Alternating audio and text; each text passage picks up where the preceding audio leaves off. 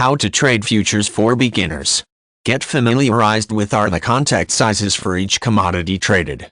While there are hundreds of contracts around the world, maybe you should try and focus on the ones that are trading in the US, specifically in NY and Chicago. Ask for the margin requirement on the different commodities. Each commodity has its requirements, and that should help you determine what commodities you should have in your portfolio. Determine whether you should use a full-service commodities broker or a discount online broker. This depends whether you have experience in other financial instruments like stock or stock options. Typically, full-service brokers will charge more but could prove to be very valuable when it comes to stopping you from making a mistake. Paper trade. Make sure that you practice either by a manual log or a simulated online trading platform. It does not cost a dime, and it will give you an idea about the day-to-day volatility that occurs in the futures market.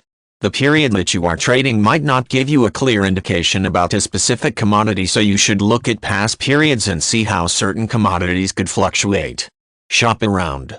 Whether you use a full-service broker or an online trading platform, you will need help. Make sure that whoever you work with is a brokerage that time, staff, and patience to guide you through when you need their help.